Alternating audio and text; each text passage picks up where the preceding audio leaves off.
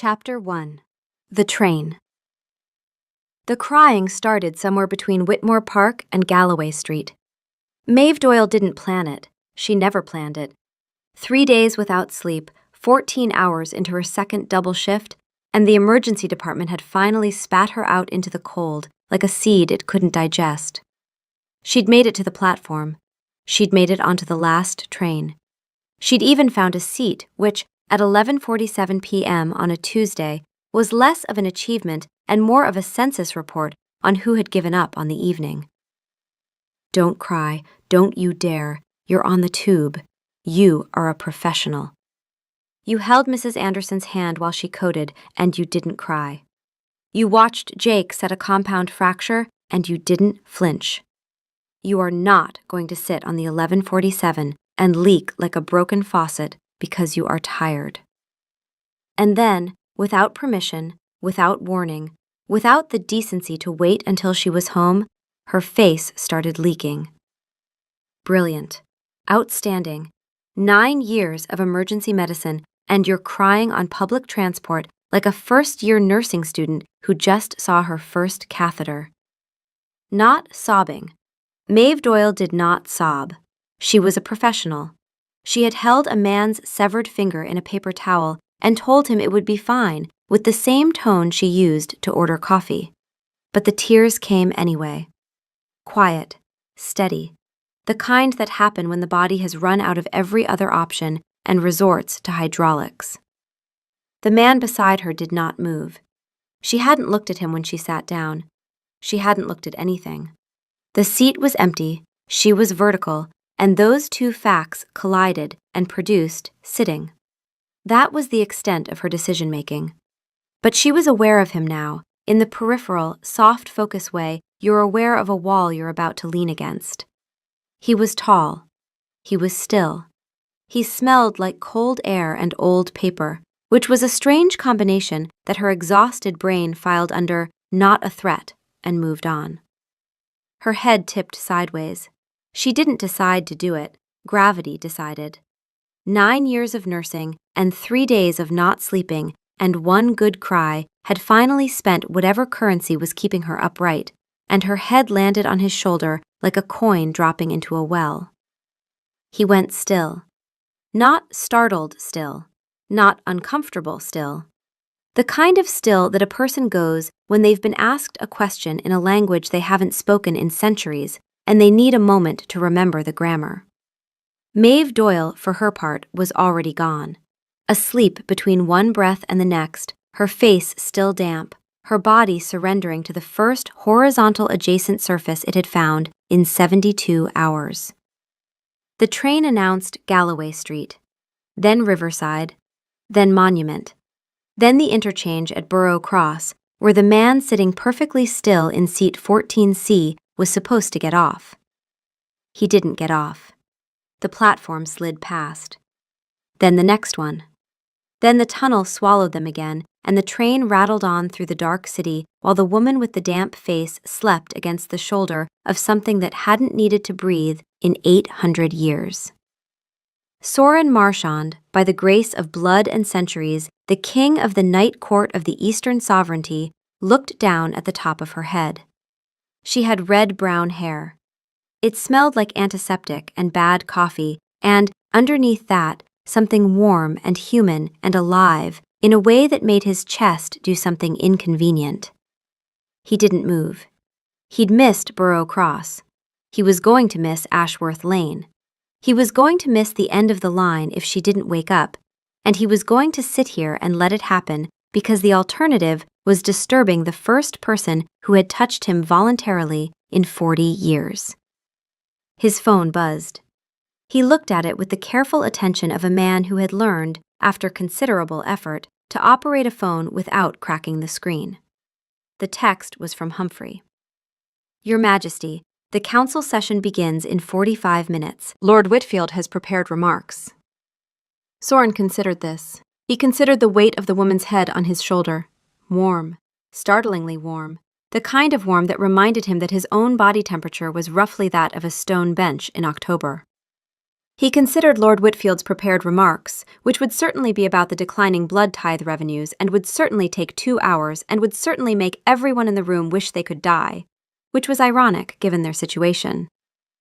He texted back with one finger, carefully. Reschedule. The reply was immediate. Your Majesty, this is the 3rd time this month. Reschedule, Humphrey. Lord Whitfield has prepared remarks, 17 pages. He had them bound. He bound his remarks? Leather-bound, with an embossed cover. It says, on the matter of the blood tithe revenue discrepancy, with supplementary graphs. He made graphs? Color-coded. Your Majesty, he will be insufferable if you cancel again. Lord Whitfield has been insufferable since 1690. It is, at this point, a defining characteristic rather than a variable condition. Reschedule. A pause. Then, may I ask why? Soren looked at the woman sleeping on his shoulder. She had stopped crying. Her breathing had gone deep and slow and even, the way a person breathes when they are finally, genuinely safe. And something about that, about the fact that she felt safe enough to sleep against a stranger on a train, was doing something to his ribcage that he had not experienced since approximately 1743. He texted, I have business. What business, Your Majesty? Future business. That is not a category of business. It is now. I have just created it. He put the phone away. The train reached the end of the line at 20 minutes past midnight. The automated voice said, This train terminates here. All passengers must leave the train. In the flat, disinterested tone of something that had given up on humanity long before Soren had. She stirred. Her eyes opened, unfocused. And for a moment she looked at the empty carriage with the bewildered expression of a person who has woken up in a place they don't remember choosing. Where am I? Why is the train not moving? Why is my face wet? Why is there a shoulder under my... Then she felt the shoulder under her cheek, looked up. Their eyes met. His were a shade of gray that didn't quite exist in nature.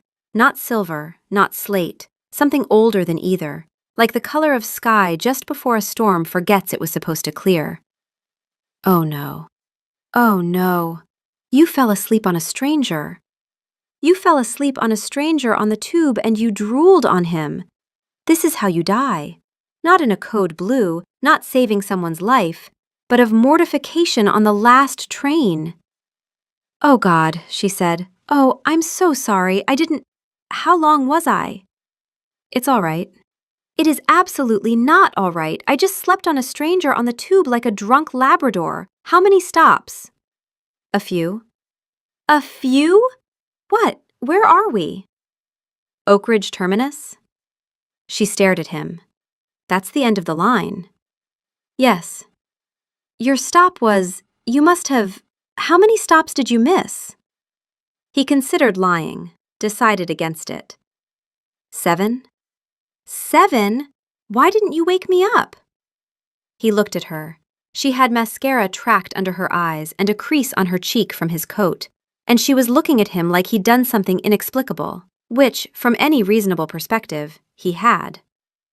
You needed sleep more than I needed my stop, he said simply. She opened her mouth, closed it, opened it again.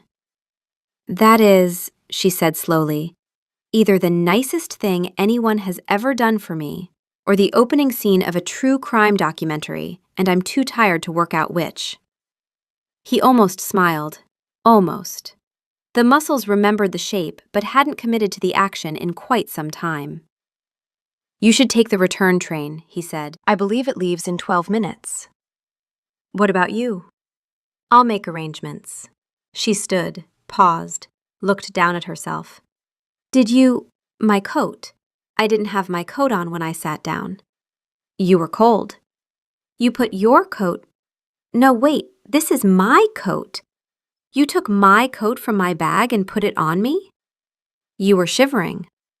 She looked at him for a long moment, sleep blurred, tear-streaked, something in her expression that he couldn't read, which was unusual, because he had been reading people for 8 centuries and was generally considered fluent. Thank you, she said, for the For the stop thing. The 7 stops. It was no trouble. She turned toward the platform, then stopped, looked back. The coat was cold, she said.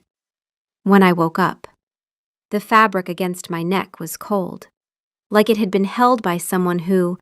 She frowned. Never mind. I'm hallucinating. 3 days without sleep. Thank you, train stranger. She walked off the carriage and into the fluorescent light of Oak Ridge Terminus, and Soren Marchand sat in seat 14C and did not move for a very long time. His phone buzzed. Lord Whitfield is displeased. Lord Whitfield has been displeased since 1690. He perseveres. Chapter 2. The Waiting Room. The thing about working nights in the emergency department was that you developed a taxonomy of waiting room people. There were the panickers, minor injury, maximum drama. The stoics, arterial bleeding, I didn't want to make a fuss. The repeats, whom Maeve knew by first name and insurance number. The accompaniers, who sat rigid with worry beside someone they loved. And the lost, who came in at 2 a.m. because the ER was the only lit room in their lives. She had never, in 9 years, encountered a category for the man sitting in plastic chair number 7, reading a copy of National Geographic from 2019 with the focused attention of someone studying a primary source. He'd been there for 4 hours. Maeve noticed him for the first time at 2:14 a.m., which was embarrassing because apparently her powers of observation did not extend to 6'2" men in tailored dark wool coats sitting motionless in a room full of motion. In her defense, she had been managing a dislocated shoulder, a panic attack, and a man who had swallowed a decorative marble to see what would happen. But when she passed the waiting room for the 6th time, and he was still there, still reading, still perfectly composed in a plastic chair that was clearly built for a different species of spine, she stopped. "You're the train guy," she said. He looked up from his magazine. The eyes, the same gray that didn't belong in nature. He regarded her with an expression she could only describe as a man who had been caught doing something he had not yet developed an alibi for. "I believe we've met," he said carefully. "On the last train, 3 nights ago. You missed 7 stops." "I recall. And now you're in my waiting room." "I am in a waiting room. I don't believe ownership is, I work here. It's my waiting room. Why are you in my waiting room?" He held up the magazine. "I am reading about the migration patterns of the Arctic tern." "For 4 hours?" "They have very interesting migration patterns." "They do. I know. I told you about them, on the train, before I fell asleep on you like a drunk Labrador." "You were not drunk. You were exhausted. There is a meaningful distinction. The distinction doesn't change the fact that I drooled on your coat." "You did not drool." "I absolutely drooled. I always drool when I sleep. It's a whole thing. My pillowcases are a crime scene." Something happened at the corner of his mouth. A muscle moved, then stopped. "Did you fill out an intake form?" she asked. "I was asked to. I complied." She took the clipboard from the desk, read it again. "Your reason for visit is insomnia." "I don't sleep." That's technically a valid complaint, but you don't look like an insomniac. Insomniacs look like me. You look like you just stepped out of a magazine that has more taste than circulation." "I assure you, I don't sleep." "When was your last full night's sleep?"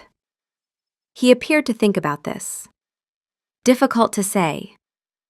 Roughly 1394. She blinked. "What?" "I said Thursday. Last Thursday." "You absolutely did not say Thursday." "I am quite confident I did." "You said 1394, like a year." "That would be an unusual thing to say." "It would." "Then I certainly didn't say it." Her pager went off. She looked at it, looked at him, pointed at the plastic chair. "Stay," she said, the way she said it to patients who were about to do something inadvisable, which was most of them. I had no plans to leave. "You've been here 4 hours. Don't you have somewhere to be?" "Nowhere of consequence." That's either very sad or very suspicious, and I genuinely cannot tell which. Why can't it be both?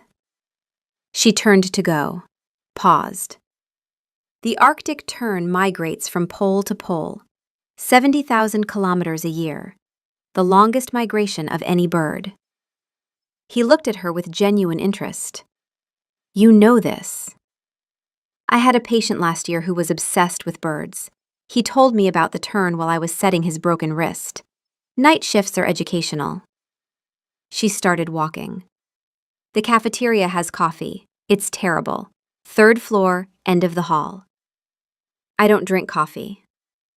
"Then hold the cup and pretend. You'll fit in better." Nobody sits in an ER waiting room for 4 hours without at least holding a beverage. It's a social contract. She didn't see him smile. But the nurse at the desk, who had been watching the entire exchange, told her later that he had, very briefly, looked like someone who had just been given directions to a place he'd been trying to find for a very long time. Humphrey called at 3 a.m. Soren was sitting in the cafeteria, holding a cup of coffee he had no intention of drinking. Coffee was, for him, an olfactory experience. He enjoyed the smell.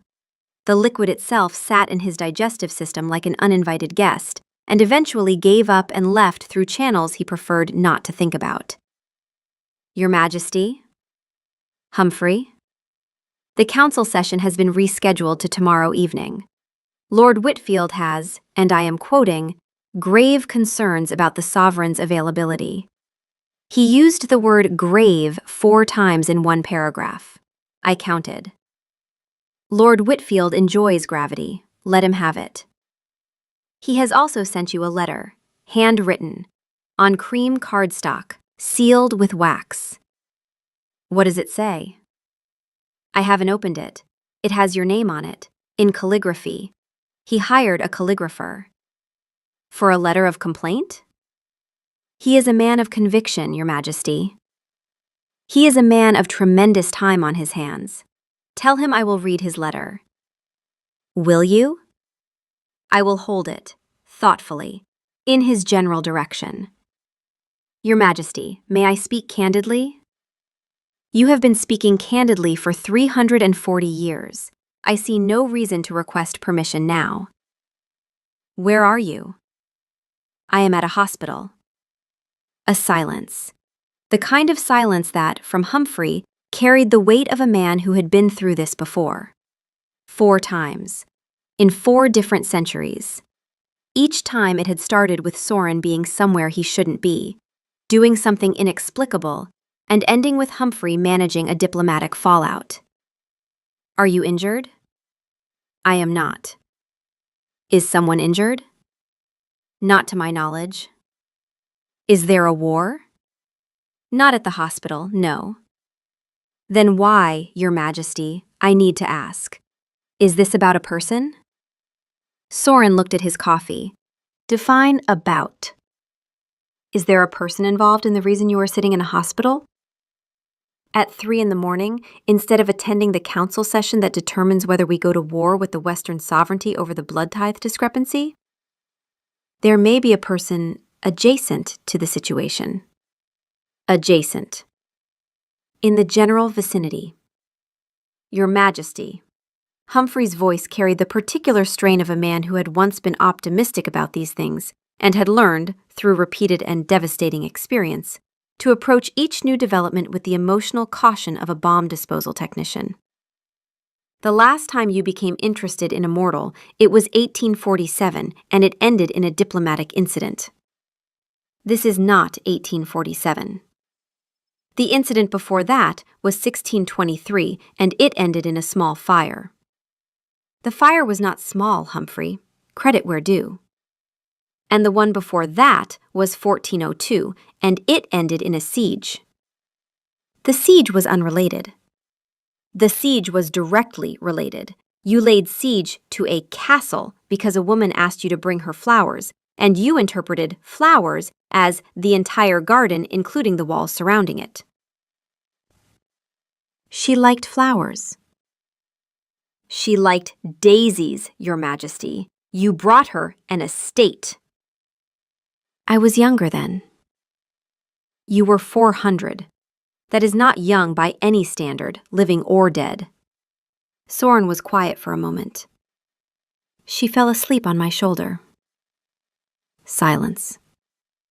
On the train, Soren added, as though this clarified matters. You were on a train. The 11:47. She was crying. She fell asleep on my shoulder. I missed my stop. 7 stops. I missed 7 stops because she was sleeping on my shoulder, and her head was warm, and He stopped, regrouped. I am exploring a new route. A new route. For transit purposes. Humphrey was quiet for a long time.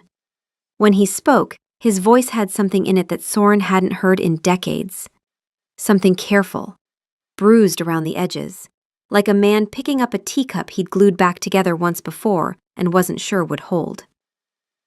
Is she kind? Soren thought about this. About the woman who had thanked him for the stops, who had told him about Arctic terns, who had said, "Stay," in a voice that expected to be obeyed, and probably was, by everyone in her orbit, because she was the kind of person who held things together by refusing to stop moving. I think she might be, he said. I'm not certain yet. Reschedule the council session, Humphrey said. I'll handle Lord Whitfield. You just said. I know what I said. Reschedule it. A pause. Don't start any fires. Chapter 3. The Shift. Over the next 2 weeks, Soren Marchand became a fixture of the St. Dunstan's emergency department, the way a very expensive, very still piece of furniture becomes a fixture. Gradually, without anyone quite agreeing to it, and with a vague sense that removing it would be more trouble than it was worth. He came at night. Always at night. He sat in the waiting room or the cafeteria, and he read things. Magazines, flyers for support groups, a laminated card about hand hygiene that he studied with the focus of a man deciphering a cipher. By the 4th night, the night shift staff had opinions. Your insomniac is back, said Jake, the night shift paramedic, dropping a chart on the desk. He's not my insomniac. He's been here 6 nights in a row. He brings his own reading material now. Last night he had a book. In Latin. Maybe he's a classics professor. Classics professors don't look like that. Also, he held a door for Mrs. Kowalski yesterday, and she asked if he was a doctor. What did he say? He said, I am not a doctor, in a voice that implied he could buy the hospital. She told him he had the hands for it. He looked at his own hands like he'd never seen them before. Maeve ignored the implication. She ignored it the way she ignored most things that threatened to breach the wall she'd built between herself and the category of experience labeled someone caring about you, which she had filed away somewhere between winning the lottery and being struck by lightning. Theoretically possible, practically unlikely, and probably dangerous if it happened. She did, however, bring him a sandwich at 1 a.m., but not before he'd started asking questions. Not small talk questions, structural questions. The kind of questions a man asks when he is trying to understand the architecture of a civilization he has never been inside. Why does the hospital require proof of insurance before treating an emergency? Because the system is broken. You are telling me that a person who is bleeding is first asked to produce documentation? Yes. This system was designed by someone who has never bled. That is probably the most accurate thing anyone has ever said in this waiting room. He'd nodded once, the way a man nods when his worst suspicions about a foreign government have been confirmed. The next night, explain the hierarchy of the medical staff. I am attempting to understand the chain of authority. Attending physician outranks the resident. Resident outranks the intern. Intern outranks the medical student. Medical student outranks nobody. And you? Nobody outranks the triage nurse. Nobody? We decide who lives and who waits. He'd looked at her with something like recognition, something ancient and approving. You understand authority. I understand triage. They are the same thing. And the night after that, standing in the break room doorway while she heated tea in a mug that said, "World's Most Adequate Nurse." Why is this microwave broken? It's been broken for 3 months. 4 maintenance requests, 0 responses. He'd stared at the microwave with the focused disapproval of a man whose domestic affairs had been managed by a staff of 40 for several centuries. This is unacceptable. Welcome to public health care. In organizations I am familiar with, an appliance failure of this duration would result in the responsible party being formally censured. In public health care, the responsible party is a spreadsheet, and you can't censure a spreadsheet. You can replace the person who made the spreadsheet. That person is also a spreadsheet. He'd frowned. It was the deepest frown she'd seen from him. Genuine consternation at a systemic problem he couldn't solve with authority alone. She'd found it unreasonably endearing. Could you not simply hire more staff? With what money? Surely the institution has. The institution has a deficit, a hiring freeze, and an HR department that takes 6 months to process a requisition. What is HR? Human resources. Resources of humans? It's the department that handles hiring and workplace policy. You have a department specifically for managing humans? As opposed to... He opened his mouth, closed it. Never mind. And then, on the 6th night, "You never eat," she said, setting it on the arm of his chair. "I'm not hungry." "You've been here for 5 hours. You're not hungry?" "I have a particular diet." "Gluten-free? Vegan? I can work with restrictions." Something passed through his expression, a flicker. "It is difficult to explain." "Try me. I once had a patient who only ate white food. Not food that was white, food from companies with white packaging. I am clinically unshockable." "It is not a matter of packaging." "Then what is it a matter of?" "I would rather not discuss it in a hospital waiting room." "You'd rather not discuss your diet in a hospital, the place specifically designed for discussing bodies and what goes in them." When you put it that way, it does sound unreasonable. It sounds unreasonable any way I put it. Eat the sandwich. He looked at the sandwich. He looked at her. He picked it up and took a bite with the careful, measured precision of a man performing a complex social obligation. And she noticed 3 things in quick succession. 1, he chewed like someone who had learned how from a textbook. 2, he did not swallow for slightly too long. 3, when he set the sandwich back down, his hand was trembling. Not with effort, with something else. Something she couldn't name, but that her 9 years of triage instinct recognized the way you recognize a sound you've heard before, but can't place. "You didn't need to eat that," she said quietly. "You brought it for me." That's not a reason to eat something. It is, in fact, the only reason I can think of. Most people eat because they're hungry. Most people are not me. "No," she said, "they are not." She sat down across from him. She was on her break, 15 minutes, which she usually spent standing in the supply closet drinking lukewarm tea and staring at a wall. But she sat in the plastic chair across from him, and for the first time in their strange, accidental acquaintance, she really looked. He was pale. Not ill pale, luminous pale, the way marble is pale, cold and smooth, and carrying light instead of reflecting it. His hands, resting on the magazine, were perfectly still. Not resting still. Still, the way objects are still. No micro-movements, no finger adjustments, no restless shifting. She took his wrist. He flinched. It was tiny, a microjolt, the kind of reaction that a person who is not used to being touched has when someone touches them. She held on. "What are you doing?" he asked. "Taking your pulse. Habit. I do it to everyone." "You do this to strangers in waiting rooms?" "You're not a stranger. You've been here 11 nights. You're a regular. Regulars get their pulse taken." She pressed her fingers to his wrist. The skin was cool, not cold from outside cool, deep cold. The kind of cold that came from inside, from a body that didn't generate its own heat. She waited for the pulse. She waited. There's nothing. There's nothing there. The radial artery is right under my fingertips, and there is nothing. She pressed harder. Nothing.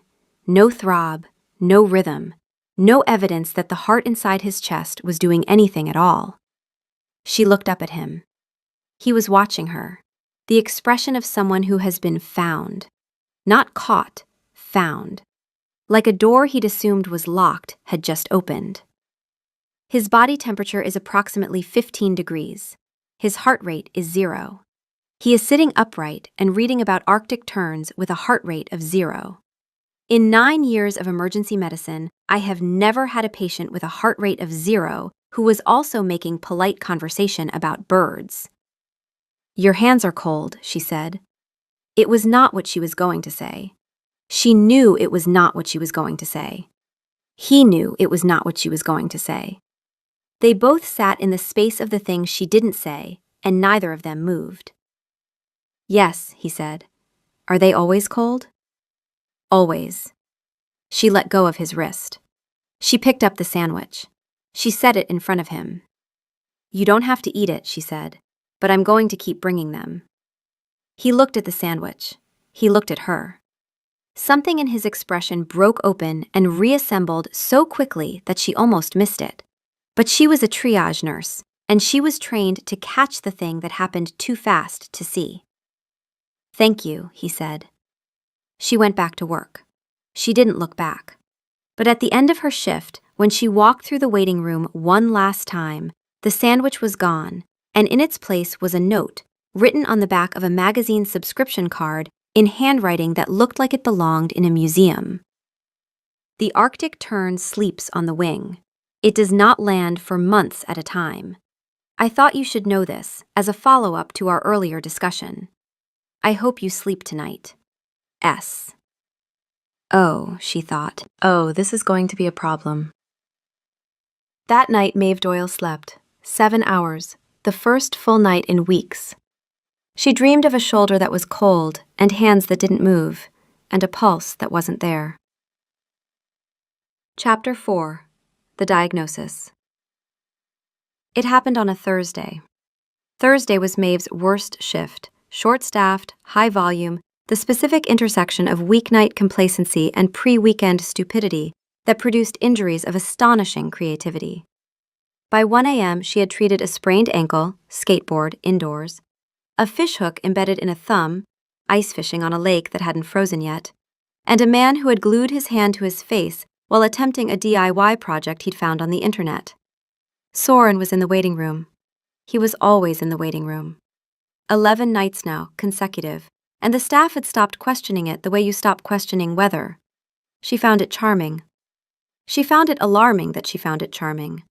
She found it more alarming that she had started looking forward to 11 p.m., when his coat would appear in the doorway and he would settle into plastic chair number 7, like a man who had been assigned a diplomatic post in a country he didn't understand but was determined to serve honorably. But tonight something was wrong. She'd noticed it over the past 3 days, a sharpening. The stillness that was always present in him had become rigid.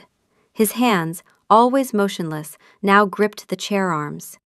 His jaw worked occasionally, a muscle tightening and releasing, and his gaze tracked her across the room with an attention that had shifted from warm to something else. Something focused. Something that made the animal part of her brain, the part that a million years of evolution had fine-tuned for exactly this kind of recognition, sit up and pay attention. He hadn't eaten the sandwich she'd brought. He hadn't touched the coffee. He was sitting in his chair and his eyes were following her, and she knew, with the certainty of a woman who had spent 9 years learning to read bodies, that something in his was failing. She walked over to him. "When did you last eat?" "I'm fine." "That's not what I asked. When did you last eat?" He didn't answer. His jaw tightened. The muscle at his temple worked, then went still. A ghost memory of a pulse that wasn't there. "You should perhaps not stand quite so close," he said. "Why?" "Because I am." He stopped, closed his eyes. When he opened them, they were different. The gray was darker, depthless, the color of deep water before a storm. "Because I haven't eaten in 11 days, he said, very quietly. "And you are standing very close, and you are very warm, and your heart is beating quite fast, and I can hear it." She didn't step back. 9 years of triage had taught her that the moment you stepped back was the moment you lost the patient. "You can hear my heartbeat." "From across the room. Yours, specifically. I've been listening to it for 11 nights. He said this without drama, as a fact. The way you'd say the train leaves at 11:47. It speeds up when you're running a code. It slows down when you're charting. Right now, it is doing something in between that I don't have a word for. She should have been afraid. She cataloged this thought, noted it, and set it aside, because fear was a luxury she could indulge when the shift was over. Right now, she had data. "Stay here," she said. She went to the supply room. She came back with a digital thermometer, a stethoscope, and the expression of a woman who was about to confirm a hypothesis she'd been building for 11 days. "Arm." He gave her his arm. She pressed the thermometer to his inner wrist, 15.2 degrees Celsius. She put the stethoscope to his chest, listened. Nothing. A vast, composed nothing where a heartbeat should have been. "Breathe," she said. He didn't. "You're not breathing." "I don't need to." "You've been faking it. For 11 nights. You breathe when I'm looking and stop when I'm not." He didn't deny it. "You noticed."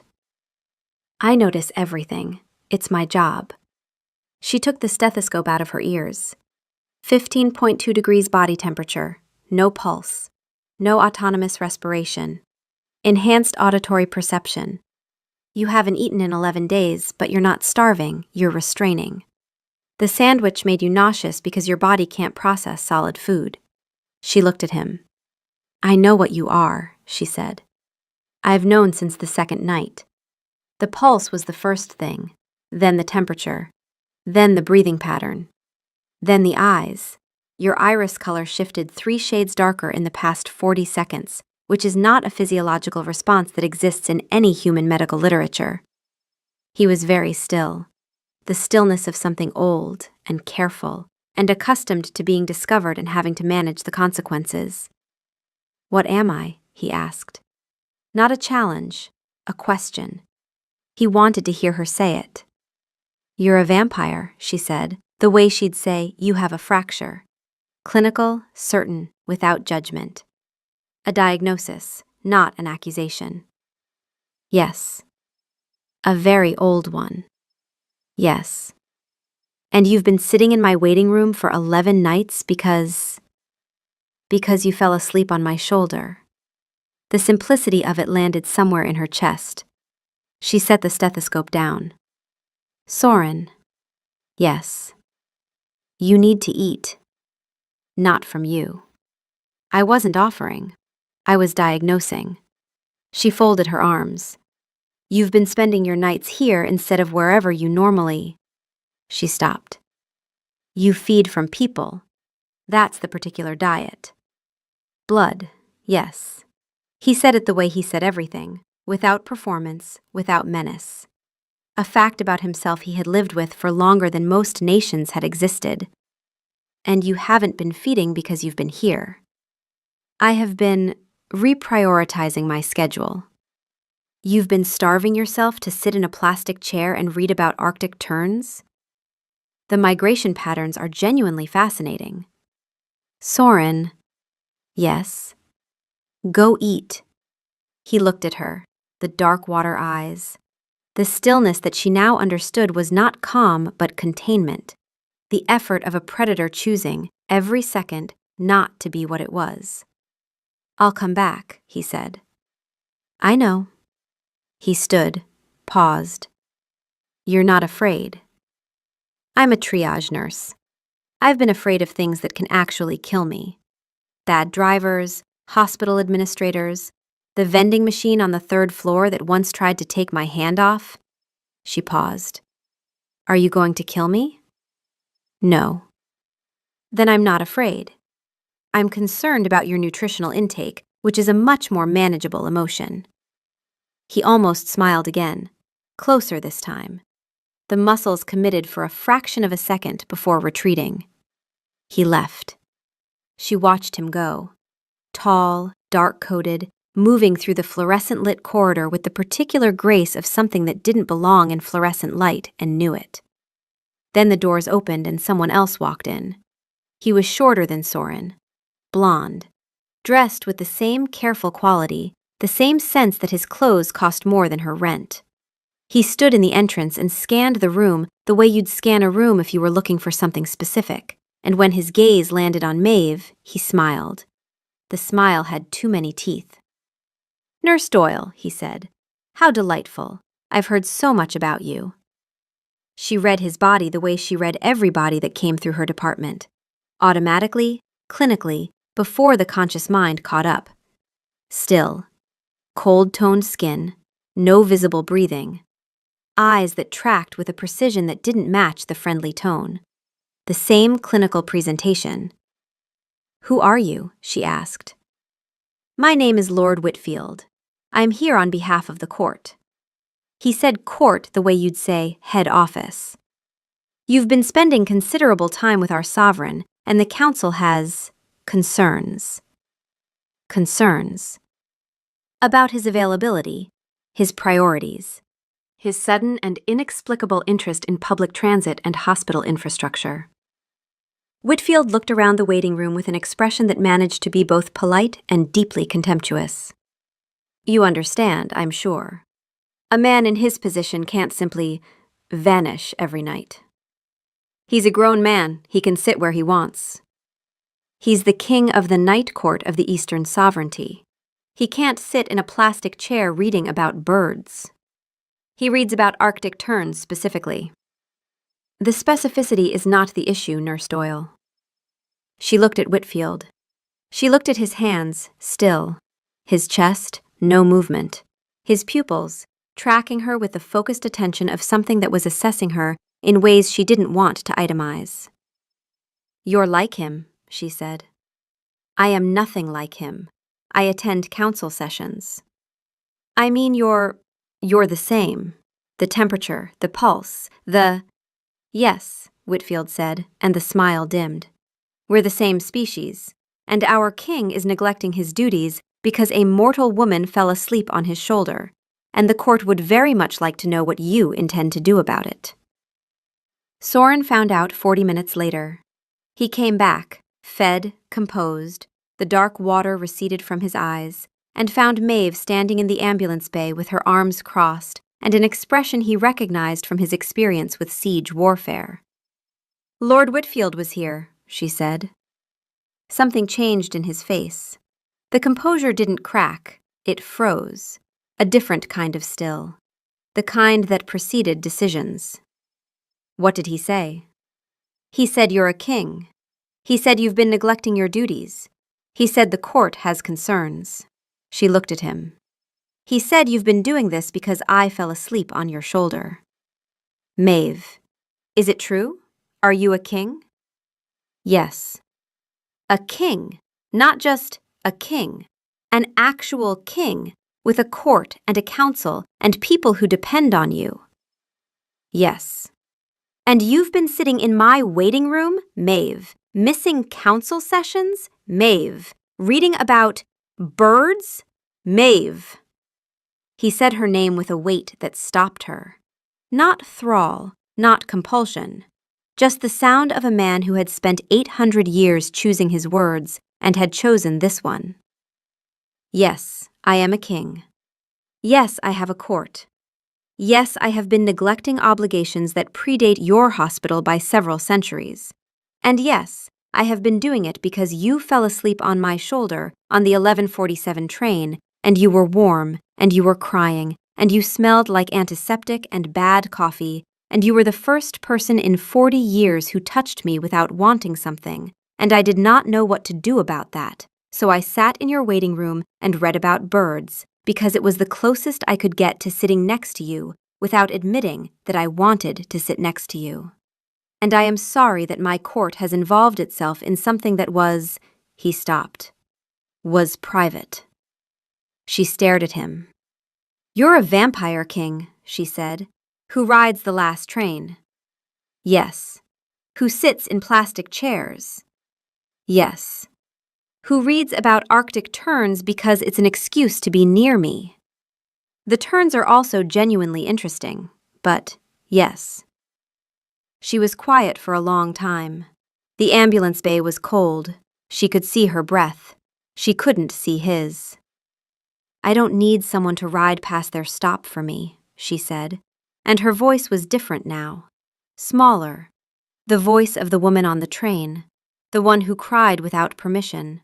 The one who fell asleep because she had run out of every other option. I've been taking care of myself since I was 22. My mom got sick, and I was I was the nurse. For her. For everyone.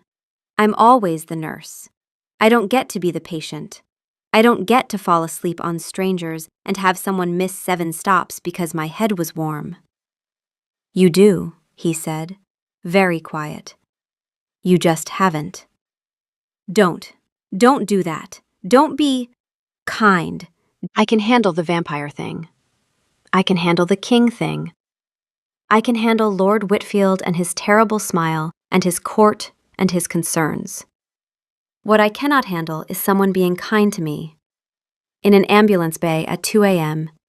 Because I will cry again, and I've already done that once in front of you, and I have a reputation. Maeve. What? You're already crying. She was. She touched her face.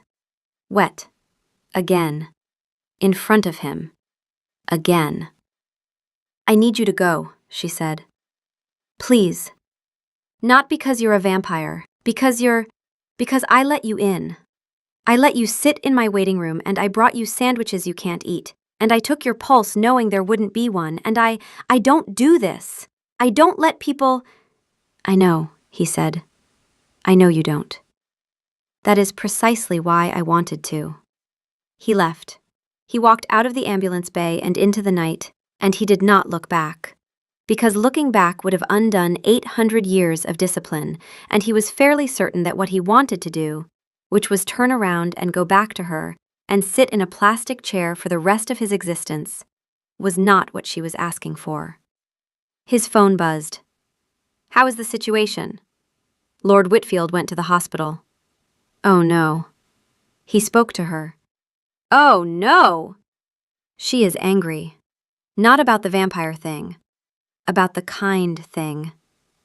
A long pause. Your Majesty, I say this with the hard-won caution of someone who has watched you do this 4 times in 4 centuries. She is not angry that you were kind. She is angry that she needed it. What do I do? Something you have never once done in 800 years of existence. What? Nothing. Let her come to you. Soren looked at his phone. He looked at the hospital behind him, bright and humming and full of warm bodies doing necessary things. He looked at the sky, which was lightening in the east, and he turned toward the dark, because the dark was where he lived, and he walked home. He did not ride the 11:47 train.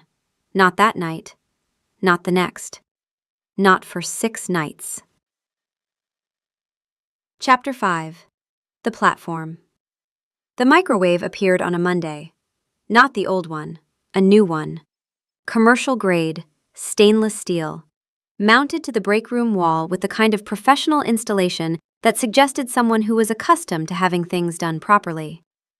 Who bought a microwave? Said Jake, staring at it. Nobody bought a microwave, said Tanya, the night shift charge nurse. I've been trying to get maintenance to replace that one for 5 months. The requisition hasn't even been approved. Well, someone approved something, because this is a $1,200 microwave. No, he didn't. Maeve looked at it. She touched the stainless steel door.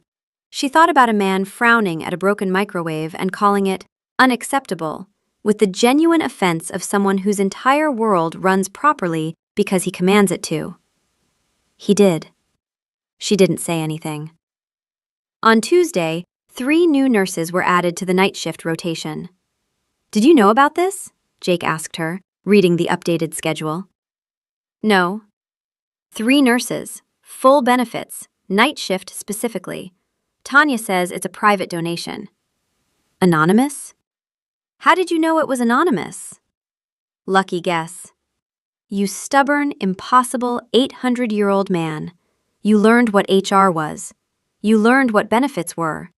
You did it through proper channels. You absolute... She sat in the break room. She heated a cup of tea in the new microwave. She drank it. On Wednesday, she opened the night shift staff fridge and found meals. Labeled. Individually portioned. Her name on one of them. Inside, Thai basil chicken. The exact dish she had mentioned once, at 3 a.m., 3 weeks ago, to a man sitting in a plastic chair who apparently remembered every word she'd ever said despite having a brain that had been accumulating words for 8 centuries. She held the container. She pressed her forehead against the fridge door. Are you okay? Jake asked from the doorway. I'm fine. You're pressing your head against the fridge. I'm having a moment. With the fridge? With the concept of being taken care of. It's new. I don't love it. I'll be fine in a minute, she breathed. On Thursday, her personal email received a message from an address she didn't recognize. It was not meant for her. It was a forwarded funding confirmation from an entity called the Marchand Foundation to St. Dunstan's Hospital, reference Night Shift Staff Enhancement Program. The cover note, in a tone of profound personal satisfaction, read, Your Majesty, the program is confirmed. 3 positions funded in perpetuity. I have also taken the liberty of replacing the microwave as you requested and arranging meal delivery for the night shift staff from the restaurant you specified. The total expenditure is, I should note, less than what Lord Whitfield spent on new curtains for the East Wing last quarter. I mention this for no reason at all. Respectfully, Humphrey. The email had been sent to s.marchand@nightcourt.org. It had been accidentally CC'd to m.doyle@stdunstans.nhs.uk. Maeve stared at it. She stared at it for a long time. Then she picked up her phone and typed 3 words. Humphrey was in the middle of drafting Lord Whitfield's quarterly complaint response when his phone buzzed. Unknown number. Is this Humphrey? He set down his pen. He picked up his phone with the carefulness of a man handling an explosive. Who is this? The nurse, from the waiting room. Humphrey closed his eyes. He opened them. He looked at the ceiling of his office, which had been painted in 1734 and had witnessed every one of his professional crises since. Nurse Doyle, how did you get this number? Your email. You CC'd me on the funding confirmation. Oh dear. Oh dear is right. Did he do this? The nurses, the microwave, the meals? A pause. Humphrey stared at his phone. He thought about the 4 previous times. He thought about 1847. He thought about the small fire. He thought about every careful, cautious wall he had built around the tender, bruised part of himself that still believed, against all evidence and experience, that this time might be different. Yes, he did all of it. He researched the correct institutional channels. He was very specific about proper HR procedures. He asked me what benefits meant 4 times. He also asked the restaurant to note any allergies in your file. He does not know what allergies are, precisely, but he was very clear that yours should be accommodated. I don't have any allergies. I know. He asked me to check. I checked. He then asked me to check again. I checked again. He then asked whether allergies could develop spontaneously. I told him they could. He has been concerned about this ever since. He's been worried I might develop an allergy. He has been worried about several things: the allergies, the staffing, the microwave, the quality of the tea in your break room, which he described as an institutional failure of the first order. He has, Nurse Doyle, been thinking about your hospital quite a lot for a man who does not need medical care. Why didn't he tell me? Because you told him to go, and he went. He has been, I should tell you, quite miserable about it. He has attended every council session this week, which is how I know he is miserable, because he only attends council sessions when he has nothing better to do. That's sad. Lord Whitfield has found it invigorating. Everyone else has found it concerning. Where does he go? At night. When he's not at the hospital. He rides the train. Which train? The 11:47. Every night? Every night you work. He knows your schedule. I did not give it to him. He worked it out from the pattern of shifts you mentioned in conversation. He has, I should note, never worked anything out from a pattern before. This is new behavior. He rides the train on my shift nights. He rides it to the end of the line and back. Twice. Sometimes 3 times. He does not get off. He reads. About Arctic terns? He has moved on to albatrosses. Apparently, they mate for life. Maeve Doyle put down her phone. She pressed her hands against her face. She breathed. Maeve Doyle put down her phone. She picked up her coat. She walked out of St. Dunstan's emergency department at 11:32 p.m. on a Thursday night, which was the first time in 9 years she had left a shift early, and she walked to the station. He was on the platform, standing, not sitting. His hands in his coat pockets, his face turned toward the dark mouth of the tunnel, waiting for a train he had no intention of riding, to a stop he had no intention of getting off at. The platform was nearly empty.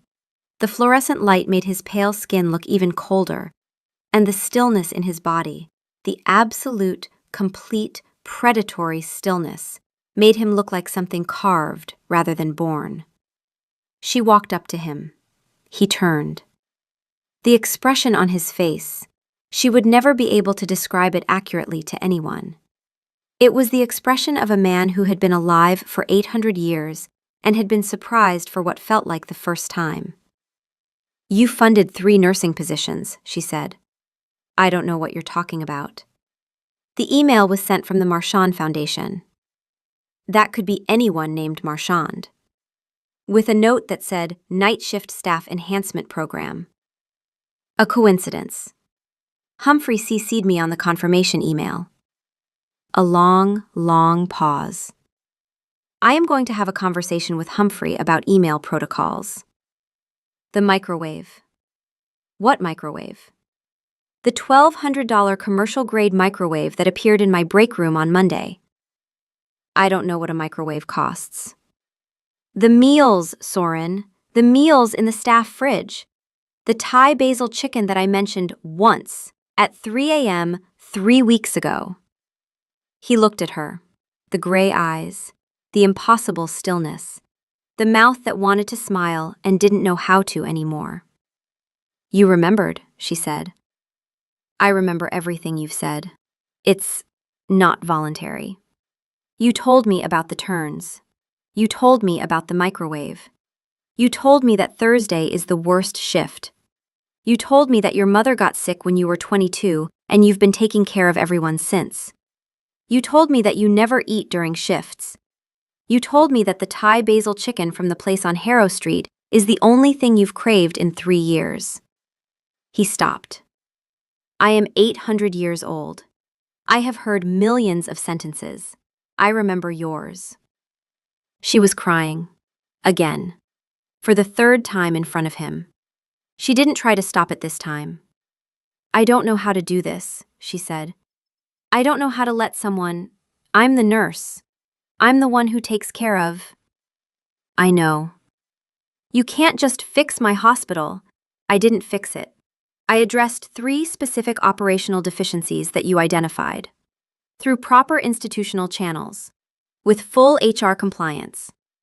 Humphrey was very insistent about the HR compliance. She laughed. It was wet and broken, and it came out of her like the crying had on the train, without permission, without planning, because her body had decided to do something her mind hadn't agreed to. She sat down on the bench. The cold metal bench on the platform of the 11:47 train. He sat next to her. She leaned her head on his shoulder. His entire body went still. 800 years of composure, of discipline, of ruling courts and managing crises and surviving everything the world had thrown at him. All of it paused while a crying nurse leaned her head on his cold shoulder on a train platform at 11:40 p.m. on a Thursday night. Then, very slowly, he tilted his head until it rested against hers. Your shoulder is cold, she said. Yes. Is it always cold? Always. You're going to outlive me. He was quiet for a long time. Yes. You know that. You've done this before. I know, I have. And you're doing it again. I am doing it again. You are an idiot. I have been called worse by people with less justification. I'm a nurse. I'm going to get old. My back already hurts. I'm going to need reading glasses in 4 years. I'm going to... Maeve. What? I rode past 7 stops for you. I sat in a plastic chair for 11 nights. I learned what HR is. I funded a program through proper institutional channels. I ate a sandwich that tasted like corrugated cardboard because you brought it to me. He paused. I am aware of what mortality means. I have been aware of it for 800 years. I am choosing it. I am choosing the part of it that involves your head on my shoulder, for however long that lasts. The train came, the 11:47, right on time, its headlights sweeping the platform. The doors opened, they got on. They sat down. She leaned her head on his shoulder, and he didn't move, and the train pulled away from the platform and headed into the dark. He missed his stop. Again.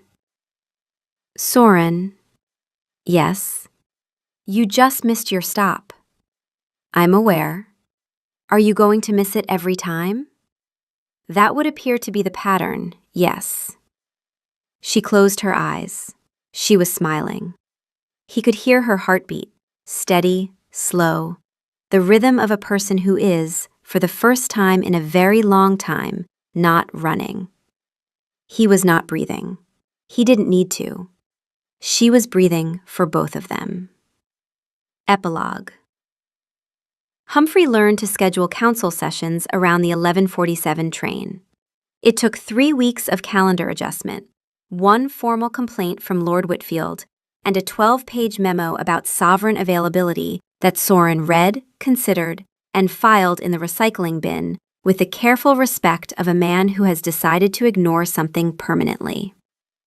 Maeve still worked nights. She was a nurse. She would always be a nurse.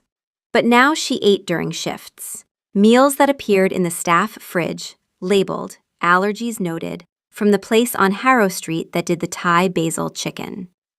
The night shift had 3 new nurses, full benefits, and a $1,200 microwave that was the best piece of equipment in the entire department. Soren rode the 11:47 every night she worked. He brought a book. He had graduated from the National Geographic to actual literature, though Maeve suspected this was largely because Humphrey had confiscated the magazines. She fell asleep on his shoulder every time. He never once got off at his stop. And somewhere in the dark, rattling through the city on the last train of the night, a man who had been alive for 800 years and a woman who had been alive for 31 sat together and breathed. one of them because she needed to, and one of them because he wanted to remember how.